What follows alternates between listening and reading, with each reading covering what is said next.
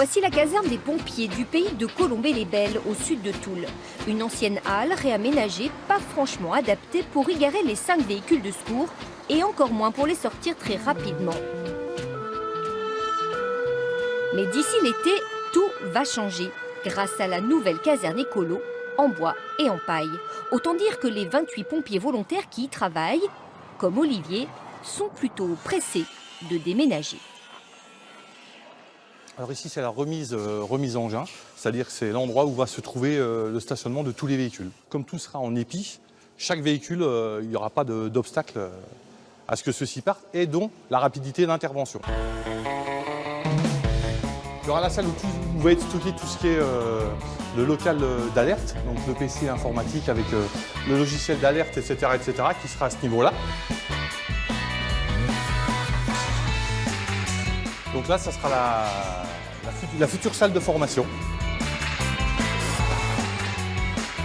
Donc là, un petit plus qui est très intéressant pour nous et qui était demandé d'ailleurs par la majorité des agents, c'est notre salle de sport.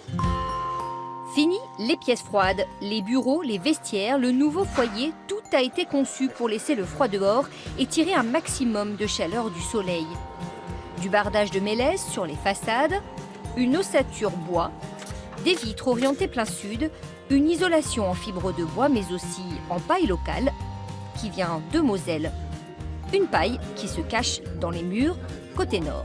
Ici, des caissons avec la paille. La paille, elle se retrouve depuis l'extérieur de la fenêtre jusqu'à cet endroit-là. Et ici, on retrouve derrière le placo un isolant, donc laine de bois. Du coup, on a demandé au commandant s'il n'avait pas peur que la caserne s'enflamme comme un feu de paille.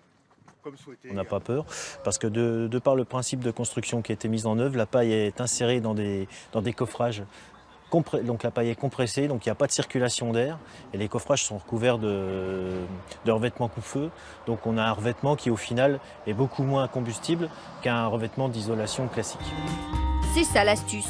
La paille n'a pas été utilisée telle qu'elle, mais compressée en usine pour la protéger de l'humidité et améliorer l'isolation. La caserne écologique va aussi capter la chaleur du soleil dans les murs en béton, stocker l'eau de pluie pour les exercices et filtrer les eaux usées naturellement, avec à l'arrivée des coûts de fonctionnement très réduits.